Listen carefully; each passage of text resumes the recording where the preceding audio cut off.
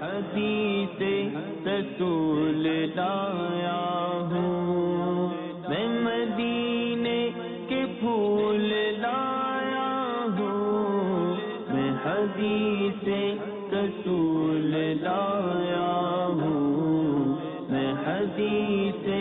رسول لایا ہوں۔ الحمدللہ رب العالمین والصلاة والسلام على سید الانبیاء والمرسلین، اما بعد فاعوذ باللہ من الشیطان الرجیم، بسم اللہ الرحمن الرحیم، الصلاة والسلام علیک یا رسول اللہ وعلی آلک واصحابک یا حبیب اللہ، الصلاة والسلام علیک یا نبی اللہ وعلی آلک واصحابک یا نور اللہ۔ مدنی چینل کے ناظرین، الحمدللہ عز و جل سلسلہ رسول اللہ صلی اللہ تعالی علیہ وآلہ وسلم کی 40 احادیث میں ایک مرتبہ پھر حاضر ہیں، اور اس سلسلے میں ہم اپنے آقا و مولا مدینہ والے مصطفیٰ صلی اللہ تعالی علیہ وسلم کی 40 احادیث کا درس جاری کیے ہوئے ہیں، اور اس میں اب تک ہم 5 احادیث طیبہ کے حوالے سے سن چکے ہیں، اور آج انشاءاللہ تبارک و تعالی 6 حدیث مبارکہ سنیں گے، اور یہ حدیث بھی دین کے بنیادی اصولوں میں سے ایک اصول ہے، ایک بنیاد ہے دین کی،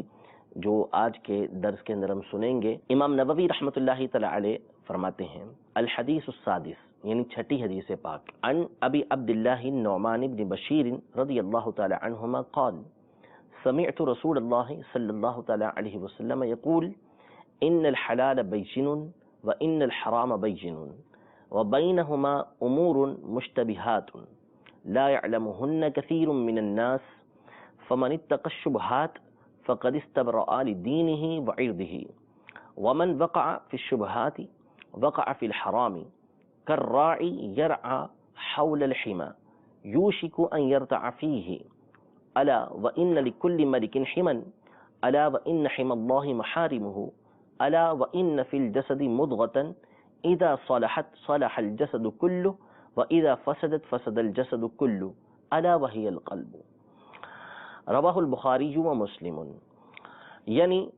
حضرت سیدنا ابو عبداللہ نعمان بن بشیر رضی اللہ تعالی عنہما روایت کرتے ہیں، آپ فرماتے ہیں کہ میں نے رسول اللہ صلی اللہ تعالی علیہ وآلہ وسلم کو فرماتے ہوئے سنا، آپ نے ارشاد فرمایا بے شک حلال واضح ہے اور حرام واضح ہے، اور ان دونوں کے درمیان کچھ باتیں ہیں، کچھ کام ہیں کہ جو مشتبہ ہیں، جن میں اشتباہ ہے، جن کو کثیر لوگ نہیں جانتے، تو جو شبہات سے بچے گا وہ اپنے دین اور اپنی عزت کو محفوظ رکھے گا، اپنی عزت اور دین کو محفوظ بنائے گا، اور جو شبہات کے اندر پڑے گا وہ حرام میں پڑ جائے گا۔ جیسا کہ چرواہا وہ ممنوعہ چراگاہ کی ارد گرد چراتا ہے، تو قریب ہے کہ وہ اس ممنوعہ چراگاہ کے اندر اپنی بکریاں چرا دے۔ اور سن لو، بے شک ہر بادشاہ کی ایک ممنوعہ چراگاہ ہوتی ہے، اور سن لو کہ بے شک اللہ تبارک و تعالیٰ کی ممنوعہ چراگاہ اس کی حرام کردہ چیزیں ہیں۔ اور سن لو کہ بے شک جسم کے اندر ایک ٹکڑا ہے، جب وہ صحیح ہوتا ہے تو پورا جسم صحیح ہوتا ہے، اور جب وہ خراب ہوتا ہے تو سارا کا سارا جسم خراب ہوتا ہے، اور سن لو کہ وہ ٹکڑا دل ہے۔ اس حدیث پاک کو امام بخاری اور امام مسلم نے روایت کیا ہے۔ اس حدیث پاک کو آپ نے سنا اور اس کے ترجمے کو آپ نے سماعت کیا، انشاءاللہ تبارک و تعالی اس کی ہر بات کی تشریح کرنے کی کوشش کی جائے گی، توجہ کے ساتھ سماعت فرمائیے۔ سب سے پہلے اس حدیث پاک کے جو راوی ہیں وہ ہیں حضرت سیدنا نعمان بن بشیر رضی اللہ تعالی عنہما۔ یہ وہ صحابی ہیں کہ جن کے والد بھی صحابی ہیں اور جن کی والدہ بھی صحابیاں ہیں، یعنی ان کو یہ شرف حاصل ہے کہ ان کے والدین بھی صحابہ میں شمار ہوتے ہیں، اور یہ حضرت نعمان بن بشیر رضی اللہ تعالی عنہ کو ایک زبردست شرف اور بھی حاصل ہے کہ یہ وہ صحابہ ہیں، یعنی ان صحابہ کی اولاد میں سے ہیں کہ جو انصار کہلاتے ہیں۔ یعنی جب نبی کریم رؤوف الرحیم علیہ افضل الصلاۃ والتسلیم مکہ مکرمہ سے ہجرت کر کے مدینہ منورہ آئے، تو یہاں پر جو صحابہ کرام علیہم رضوان آپ پر پہلے سے ایمان لا چکے تھے،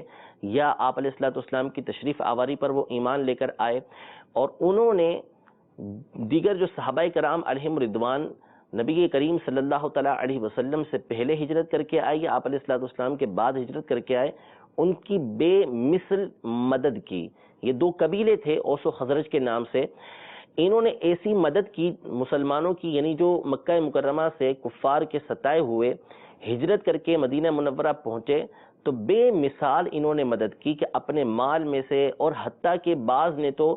جن کی بیویاں زیادہ تھیں انہوں نے بعض صحابہ کو یہ پیشکش کی کہ ہم اپنی ایک آدھی بیوی کو چھوڑ دیتے ہیں، ان کو طلاق دے دیتے ہیں، جب ان کی عدت گزر جائے تو تم ان سے نکاح کر لینا تاکہ تمہارا گھر بسے. یہاں تک انہوں نے پیشکش کی. صحابہ کرام علیہ رضوان نے اس بات سے منع کیا، لیکن انہوں نے جو مالی مدد کی وہ بے مثال تھی کہ اپنا آدھا مال انہوں نے دیگر صحابہ کرام علیہ رضوان کو دے دیا. وہ صحابہ جو ہجرت کر کے آئے تھے جن کو مہاجرین کہا جاتا ہے، تو یہ وہ صحابہ کہ جو مکہ مکرمہ سے مدینہ منورہ پہنچے ان کو ہجرت کرنے والے صحابہ کہتے ہیں، مہاجرین صحابہ کہتے ہیں. اور جو مدینہ منورہ میں موجود تھے اور انہوں نے وہاں سے آنے والے صحابہ کرام علیہ رضوان کی مدد کی تھی تو ان کو انصار کہا جاتا ہے. انصار یہ نصیر کی جمع ہے جس کا معنی مدد کرنے والا ہوتا ہے. انصار کا مطلب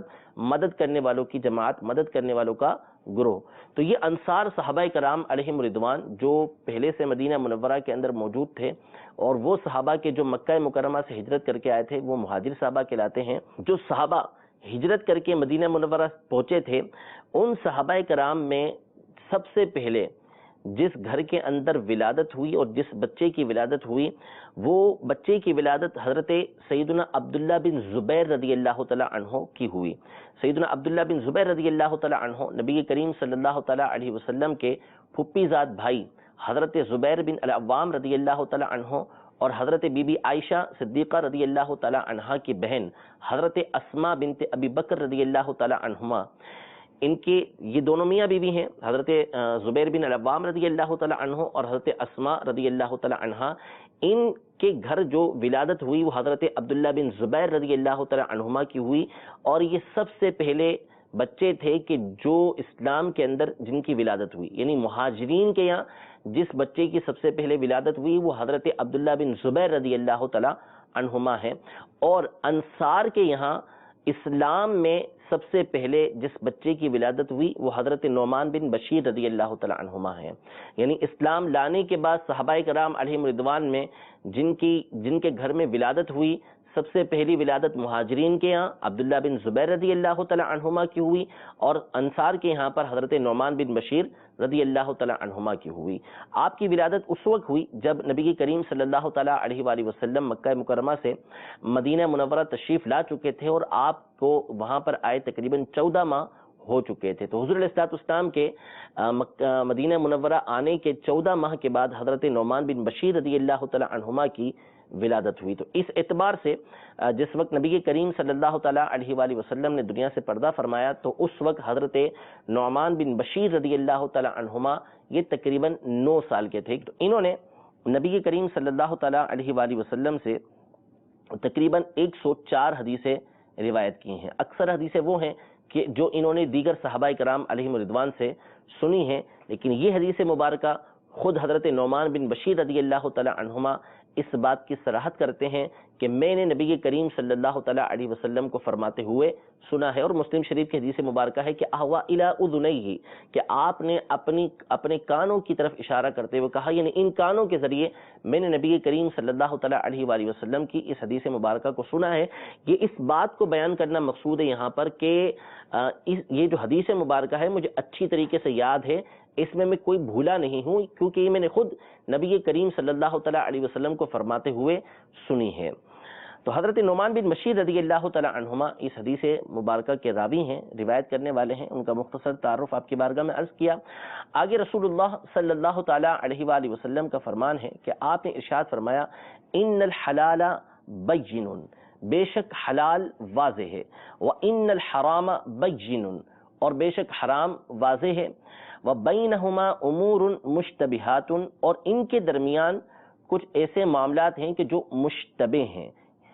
یعنی حلال بالکل واضح ہے، اس سے مراد وہ حلال کہ جس کا حلال ہونا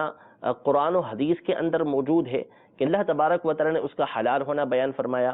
یا نبی کریم صلی اللہ تعالیٰ علیہ وآلہ وسلم نے اس کا حلال ہونا بیان فرمایا، یا جس کے حلال ہونے پر مسلمانوں کا اجماع ہے کہ یہ چیز حلال ہے. مثلا روٹی کا کھانا یہ حلال ہے، پھل کا کھانا یہ حلال ہے، چلتے ہوئے جانا یہ حلال ہے، گفتگو کرنا یہ حلال ہے، اس میں کوئی حرج نہیں ہے. اسی طریقے سے شریعت مطہرہ کے مطابق جو ضابطے ہیں،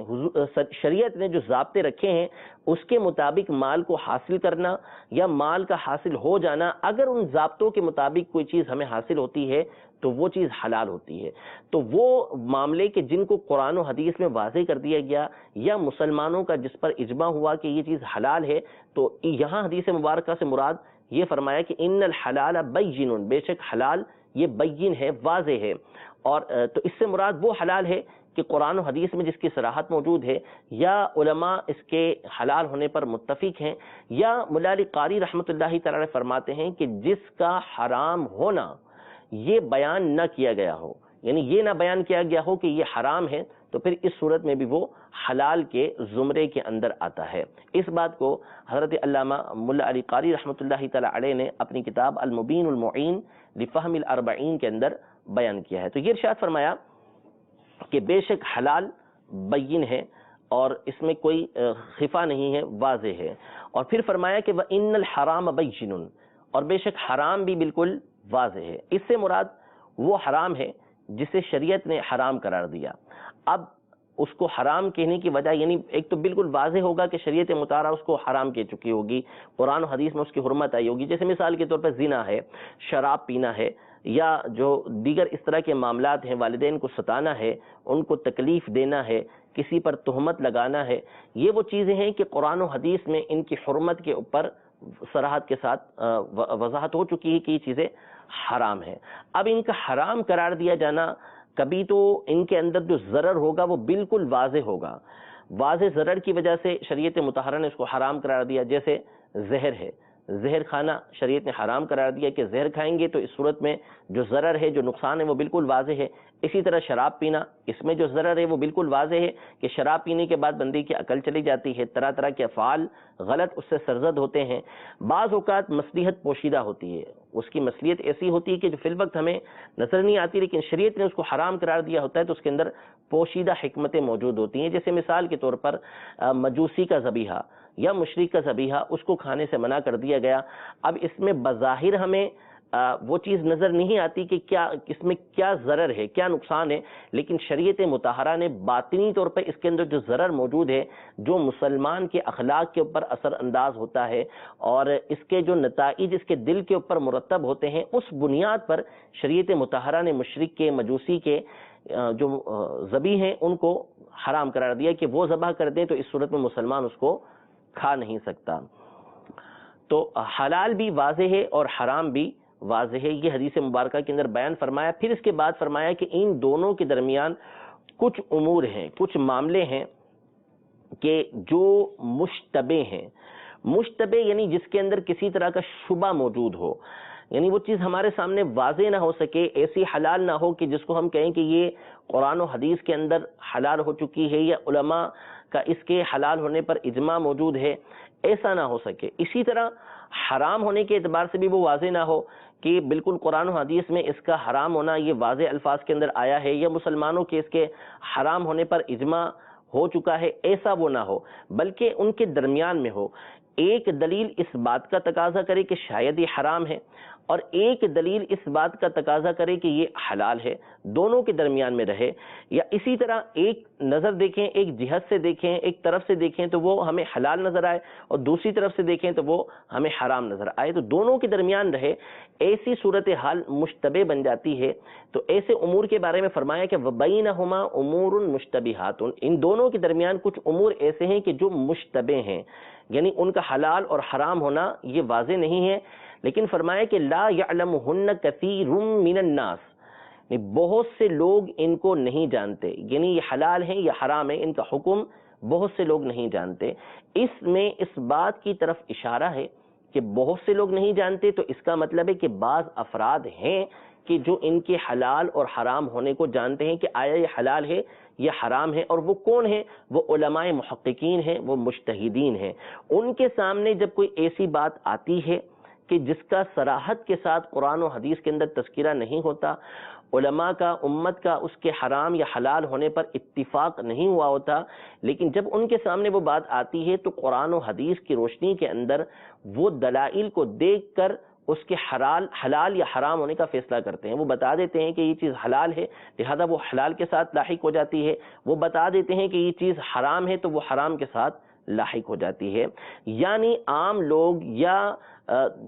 کثیر لوگ جو ہے وہ یہ نہیں جانیں گے کہ یہ چیز حرام ہے یا حلال ہے، لیکن علماء محققین، کبار علماء، بڑے بڑے علماء، مجتہدین، وہ اس بات کو جانیں گے کہ یہ حلال ہے یا حرام ہے۔ ان میں سے کوئی نہ کوئی اس بات کو ضرور جانتا ہوگا کہ یہ حلال ہے یا حرام ہے۔ اس سے ہمیں یہ معلوم ہوا، علماء نے اس بات کی طرف اشارہ کیا کہ اصل مقصد جو اس حدیث پاک کا ہے کہ نبی کریم صلی اللہ تعالیٰ علیہ وآلہ وسلم نے یہ حدیث مبارکہ کیوں بیان کی، اگر اس پہ غور و فکر کریں تو یہاں اصل مقصد یہ ہے کہ بندہ اپنے آپ کو حرام سے بچائے اور ایسے معاملات سے بچائے کہ جس کی وجہ سے وہ حرام کے اندر جا پڑے گا۔ یہ اصل مقصد ہے کہ حرام سے بھی بچانا ہے اور ایسے کاموں کے کرنے سے بھی اپنے آپ کو بچانا ہے کہ جن کا حرام ہونا واضح نہیں ہے، لیکن اگر بندہ وہ کام کرے گا تو قریب ہے کہ وہ حرام کے اندر جا پڑے گا۔ تو ایسے مشتبہ کاموں سے بچانا یہ حدیث پاک کا اصل مقصد ہے۔ ساتھ ہی ساتھ اس میں ہمیں اشارہ یہ ملتا ہے کہ لا يعلمہن کثیر من الناس، یہ وہ معاملات ہیں، وہ چیزیں ہیں، وہ احکام ہیں، وہ معاملات ہیں کہ جن کو کثیر لوگ نہیں جانتے، یعنی بعض لوگ اس کو جانتے ہیں۔ تو اس سے معلوم ہوا کہ علماء کے ساتھ عوام کا مرتبط رہنا، عوام کا تعلق رکھنا یہ انتہائی ضروری ہے، کیونکہ عوام کے سامنے کسی چیز کا حلال یا حرام ہونا یہ اسی صورت میں واضح ہوگا کہ جب وہ علماء کے ساتھ تعلق رکھیں گے، علماء انہیں بتائیں گے کہ یہ چیز حلال ہے یا حرام ہے۔ اب بعض چیزیں وہ ہیں کہ جن کا حلال یا حرام ہونا سب کو معلوم ہے، مثال کے طور پہ زنا کرنا یہ سب کو معلوم ہے کہ حرام ہے، شراب پینا سب کو معلوم ہے کہ حرام ہے، اسی طرح نماز پڑھنا سب کو معلوم ہے کہ یہ فرض ہے، ضروری ہے، چھوڑیں گے تو اس کا چھوڑنا حرام ہے، زکوٰۃ نہ دینا یہ حرام ہے، چوری کرنا یہ حرام ہے، کسی کا مال غصب کر لینا یہ حرام ہے۔ یہ وہ چیزیں ہیں کہ جو سب کے سامنے واضح ہیں۔ اسی طرح بعض چیزیں وہ ہیں کہ جو بالکل حلال ہیں، مثال کے طور پر کسی کا اپنا باغ ہے، اس میں پھل آئے ہوئے ہیں، پھل اگے ہوئے ہیں، اگر وہ اس میں سے کھاتا ہے تو اس کا کھانا حلال ہے۔ اپنے پاس اس کے پیسے موجود ہیں، اس سے کوئی چیز خریدتا ہے، خرید کے وہ حلال چیز کھاتا ہے تو اس کا کھانا حلال ہے۔ یہ وہ چیزیں ہیں کہ جن کا حلال ہونا واضح، لیکن بہت ساری چیزیں ایسی ہوتی ہیں کہ جن کے بارے میں بہت سے لوگ نہیں جانتے کہ یہ حلال ہے یا حرام ہے۔ یہ تو حدیث پاک کے مطابق، ورنہ اگر فی زمانہ اگر ہم غور کریں تو بہت سارے ایسے معاملات کے جن کا حلال اور حرام ہونا قرآن و حدیث میں بالکل واضح ہے کہ یہ چیز حرام ہے، اس کے باوجود بہت سارے لوگ ایسے ہیں کہ جن کو ان قطعی حرام کے بارے میں بھی نہیں پتا ہوتا۔ مثال کے طور پر دو بہنوں کے ساتھ ایک ساتھ نکاح کرنا، یہ قرآن پاک میں واضح الفاظ میں فرمایا کہ وَأَن تَجْمَعُوا بَيْنَ الْأُخْتَيْنِ، تم پر یہ بات حرام کی قرار دی گئی کہ تم دو بہنوں کو ایک ساتھ نکاح کے اندر جمع نہیں کر سکتے، یعنی دو بہنوں سے نکاح نہیں ہو سکتا، ایک وقت میں ایک ہی بہن سے نکاح ہوگا۔ جب تک ایک بہن نکاح کے اندر موجود ہے اس وقت تک دوسری بہن سے نکاح نہیں ہو سکتا۔ یہ بالکل واضح قرآن پاک کے اندر موجود ہے، لیکن بکثرت ایسے مسائل پیش آتے ہیں، لوگ سوال کرتے ہیں اور یہ حجت قائم کرتے ہیں، بحث کرتے ہیں کہ دو بہنوں کے ساتھ ایک ساتھ نکاح کرنا درست ہو، حالانکہ قرآن پاک میں جب اس بات کو واضح الفاظ میں ارشاد فرما دیا تو پھر اس کے حرام ہونے کے اندر مسلمان کیسے شک و شبہ کر سکتا ہے؟ لیکن اپنے عدم علم کی وجہ سے یا بعض اوقات علم ہونے کے بعد اس کو جو شیطان ورگلا رہا ہوتا ہے، بہکا رہا ہوتا ہے، اس کی بنیاد پر وہ قرآن پاک کے اس حکم کے بارے میں بھی طرح طرح کی باتیں کرنے لگتا ہے کہ جو اس کے ایمان کے لیے نقصان دہ ہوتی ہیں، مضر ہوتی ہیں، اور بعض اوقات اس کا ایمان ضائع بھی ہو جاتا ہے۔ تو یہ میں عرض کر رہا تھا کہ حضور علیہ الصلوۃ والسلام نے تو واضح الفاظ میں یہ ارشاد فرمایا کہ کئی چیزیں ایسی ہیں کہ جن کا حلال ہونا بالکل واضح ہے، اور کئی باتیں ایسی ہیں کہ جن کا حرام ہونا بالکل واضح ہے، اور ان کے درمیان امور ایسے ہیں، معاملات ایسے ہیں کہ جو مشتبہ ہیں۔ لیکن ہمارے یہاں پر بہت سارے معاملات کے جو صریح حرام ہیں ان کو بعض اوقات لوگ حلال سمجھنے لگتے ہیں، تو پھر مشتبہات کا معاملہ ان کو کیسے پتہ چلے گا؟ اس سے معلوم ہوا کہ علماء سے رابطہ رکھنا، علماء سے تعلق رکھنا یہ عوام کے لیے انتہائی ضروری ہے۔ قرآن و حدیث اس سے مالا مال ہے۔ جگہ بجگہ قرآن پاک میں اللہ تبارک و تعالی نے اس بات کا حکم دیا ہے کہ علماء سے رابطہ لازمی رکھا جائے. فاسألوا اہل الذکر ان کنتم لا تعلمون, کہ اگر تم نہیں جانتے تو تم اہل علم سے, اہل ذکر سے اس بارے میں سوال کرو تاکہ تمہاری رہنمائی ہو سکے. دوسری بات میں یہاں عرض کرتا چلوں کہ یہ ارشاد فرمایا کہ وَبَيْنَهُمَا أُمُورٌ مُشْتَبِهَاتٌ, ان کے درمیان یعنی حلال اور حرام کے درمیان کچھ معاملے ہیں کہ جو مشتبہ ہیں. دیکھیں مشتبہ اس اعتبار سے ہیں کہ لوگ اکثر ان کو نہیں جانتے, ورنہ قرآن و حدیث کے اندر ہر معاملے کو بالکل واضح کر دیا گیا ہے. قرآن پاک میں اللہ تبارک و تعالی سورہ نحل کی آیت نمبر 89 کے اندر ارشاد فرماتا ہے وَنَزَّلْنَا عَلَيْكَ الْكِتَابَ تِبْيَانًا لِكُلِّ شَيْءٍ, کہ ہم نے آپ پر کتاب کو نازل کیا کہ جو ہر شے کے لیے واضح بیان ہے, روشن بیان ہے. امام مجاہد اس کی تفسیر میں فرماتے ہیں کہ یعنی ہر وہ شے کہ جس کا حکم لوگوں کو دیا گیا یا جس سے منع کیا گیا وہ بالکل واضح ہے. تو قرآن پاک نے اس بات کو بیان کر دیا کہ جن چیزوں کا حکم دیا گیا ہے, جن سے منع کر دیا گیا ہے, وہ لوگوں کے سامنے بالکل واضح ہیں. اسی طرح سورۃ النساء میں اللہ تبارک و تعالی نے کثیر احکام کو بیان کرنے کے بعد فرمایا کہ یبین اللہ لکم ان تضلوا واللہ بکل شیء علیم, اللہ تبارک و تعالی نے یہ تمام کے تمام معاملے تمہارے لیے بیان کر دیے تاکہ تم گمراہ نہ ہو. اللہ تبارک و تعالی ہر شے کو جاننے والا ہے. نبی کریم صلی اللہ تعالی علیہ وآلہ وسلم پر عرفہ کے میدان میں یعنی آپ علیہ الصلوۃ والسلام کے وصال ظاہری سے کچھ ہی عرصے پہلے اللہ تبارک و تعالی نے یہ آیت کریمہ نازل فرمائی کہ الیوم اکملت لکم دینکم واتممت علیکم نعمتی ورضیت لکم الاسلام دینا, کہ آج کے دن میں نے تمہارے لیے تمہارے دین کو مکمل کر دیا اور تم پر اپنی نعمت کو تمام کر دیا اور تمہارے لیے اسلام کو بطور دین میں نے پسند کیا. اس آیت کے اندر بھی یہ ارشاد فرمایا کہ دین اسلام کو اللہ تبارک و تعالی نے مکمل فرما دیا ہے. اس حوالے سے ایک تفصیلی بحث جو ہے وہ بدعت کے باب کے اندر موجود ہے. یعنی یہاں پر یہ بیان کرنا مقصود ہے کہ قرآن پاک میں یہ ارشاد فرما دیا کہ آج کے دن تمہارے لیے تمہارے دین کو مکمل کر دیا گیا ہے. اسی طرح نبی کریم صلی اللہ تعالیٰ علیہ وآلہ وسلم کی حدیث مبارکہ جو مسند احمد کے اندر ہے کہ حضور علیہ الصلوۃ والسلام نے ارشاد فرمایا کہ ترکتم علی بیضاء نقیہ لیلھا کنہارھا لا یزیغ عنہا الا ہالک, یعنی میں نے تمہیں ایک ایسی ملت کے اوپر, ایک ایسے معاملے کے اوپر, ایسے دین پر چھوڑا ہے کہ جو بالکل روشن اور ستھرا ہے. تمہیں ایسا دین دیا ہے کہ جو روشن ہے اور ستھرا ہے اور اس کی رات بھی دن کی طرح ہے, یعنی اس کے تمام معاملات میں نے تمہارے سامنے واضح کر دیے ہیں. اور اس دین سے, ان معاملات سے وہی دور ہوگا کہ جو ہلاک ہونے والا ہے, اس سے ٹیڑھا پن وہی اختیار کرے گا کہ جو ہلاک ہونے والا ہے. یعنی حضور علیہ الصلوۃ والسلام یہ ارشاد فرما رہے ہیں کہ میں نے تمام کی تمام باتیں تمہارے سامنے واضح کر دی ہیں. سیدنا ابو ذر غفاری رضی اللہ تعالی عنہ روایت کرتے ہیں, مسند احمد کی حدیث مبارکہ ہے, آپ فرماتے ہیں کہ رسول اللہ صلی اللہ تعالی علیہ وآلہ وسلم نے دنیا سے پردہ فرمایا. وما طائر یطیر بجناحیہ فی السماء الا وقد ذکرنا منہ علما, حضور علیہ الصلوۃ والسلام نے دنیا سے پردہ فرمایا لیکن دنیا سے جانے سے پہلے آسمان میں کوئی پرندہ بھی ایسا نہیں کہ جو اپنے پر پھڑپڑاتا ہے یا اپنے پروں کے ساتھ اڑتا ہے, لیکن نبی کریم صلی اللہ تعالیٰ علیہ وسلم نے اس کے بارے میں ہمیں علم عطا فرمایا. یعنی یہ مبالغہ کیا کہ نبی رحمت صلی اللہ تعالیٰ علیہ وآلہ وسلم نے دین کے تمام معاملات کو ہمارے سامنے یہ واضح کر دیا ہے. ان تمام نصوص کی روشنی میں یہ بات واضح ہے کہ قرآن و حدیث کے اندر نبی کریم صلی اللہ تعالیٰ علیہ وآلہ وسلم کی احادیث کے اندر دین کو مکمل طور پہ واضح کر دیا گیا ہے. تو کوئی ایسا معاملہ نہیں کہ جو تمام کی تمام امت کے اوپر, تمام علماء کے اوپر پوشیدہ رہ جائے. ہر کسی نہ کسی عالم کو یا علماء کی جماعت کو وہ علم حاصل ہوتا ہے, اس معاملے کے بارے میں معلومات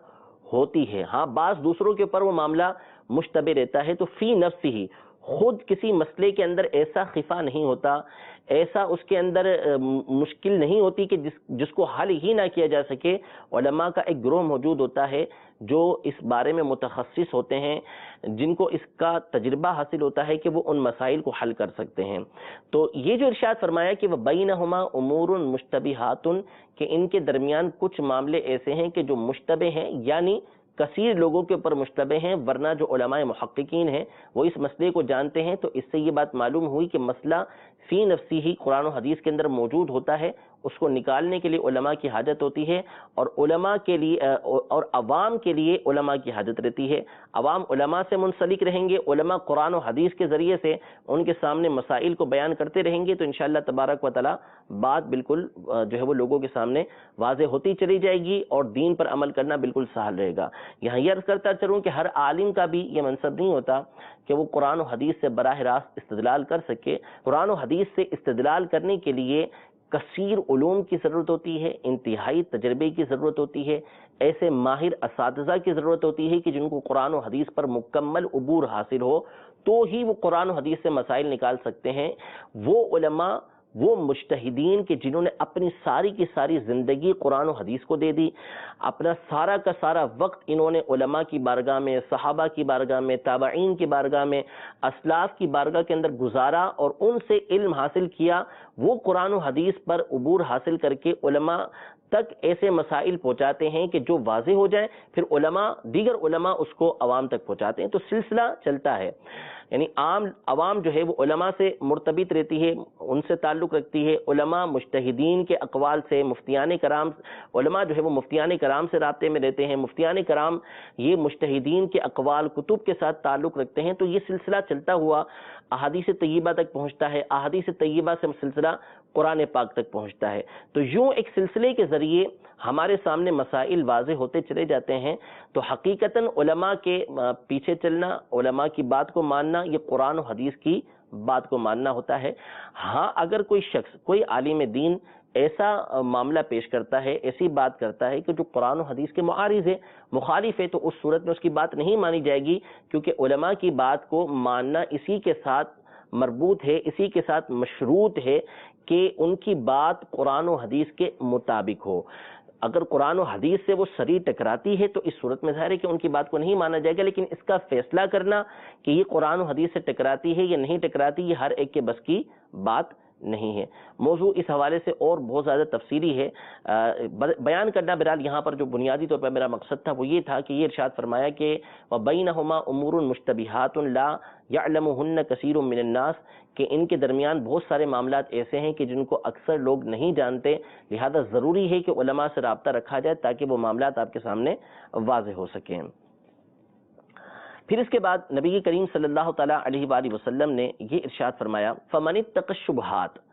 کہ جو اپنے آپ کو شبہات سے بچائے، یعنی مشتبہ باتوں سے بچائے کہ جن کا حلال یا حرام ہونا اس کے سامنے واضح نہیں ہے، تو فقد استبرأ لدینہ وعرضہ، استبرأ لدینہ وعرضہ، اس نے اپنے دین اور اپنی عزت کے لیے براعت حاصل کی، یعنی اس نے اپنے دین اور عزت کو بچانے کی حفاظت کا اس نے سامان کیا۔ یعنی کوئی معاملہ ایسا پیش آیا کہ جس کے بارے میں اسے معلوم نہیں ہو رہا، اب وہ اس سے بچتا ہے، تو اس صورت میں اس نے اپنے دین کو بھی بچایا اور اپنی عزت کو بھی بچایا۔ یعنی دین کو اس طریقے سے بچایا کہ اگر وہ اس کام کے اندر پڑ جاتا اور وہ چیز حرام ہوتی تو اس صورت میں اس کو دینی اعتبار سے ملامت ہوتی، اس کے اوپر سزا یا جو بھی وعید احادیث طیبہ یا قرآن پاک کے اندر آئی ہے وہ اس کو ملتی، اور عزت بچائی اس طرح کہ اگر وہ اس کام کے اندر پڑ جاتا ہے اور وہ کام ایسا ہے کہ جس کو دیکھ کے لوگ یہ گمان کرنے لگے کہ یہ حرام کے اندر پڑا ہوا ہے، تو اس صورت میں اس کی عزت کے اوپر لوگ تان و تشنی کریں گے۔ لہذا ایسے کام سے بھی بچنا ضروری ہے کہ جس کے ذریعے سے بندے کی عزت کے اوپر حرف آتا ہو۔ یہاں پر اور بھی تفصیل موجود ہے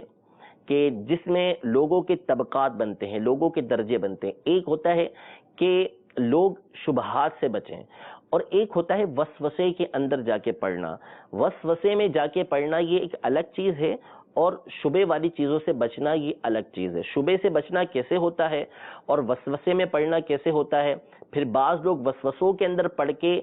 اور ایک قدم آگے بڑھتے ہیں کہ اپنے وسوسے کو وہ دوسروں پر بھی نافذ کرنے کی کوشش کرتے ہیں، اپنے معاملے کو دوسروں پر بھی نافذ کرنے کی کوشش کرتے ہیں، یہ اس سے بڑھ کر ہوتا ہے۔ یہ تمام کی تمام کیا تفسیر ہے، انشاءاللہ تبارک و تعالی اپنے اگلے سلسلے کے اندر اس کو بیان کرنے کی کوشش کریں گے کہ اپنے آپ کو شبہات سے بچانا اس کا کیا مطلب ہے، اور کیا کیا اس کے معنی بنتے ہیں، کیا کیا یہاں پر علماء کے واقعات موجود ہیں۔ اللہ تبارک و تعالی ہمارے اس سلسلے کو اپنی بارگاہ میں شرف قبولیت عطا فرمائے، اور اس میں اگر کوئی غلطی کوتاہی ہوئی ہے تو رب کریم عز و جل ہماری اس خطا کو اپنی رحمت کاملہ سے معاف فرمائے۔ واللہ تعالی اعلم، آمین بجاہ النبی الامین صلی اللہ تعالی علیہ وآلہ وسلم۔ حدیث رسول لایا ہوں، میں مدینے کے پھول لایا ہوں، میں حدیث رسول لایا ہوں، میں حدیث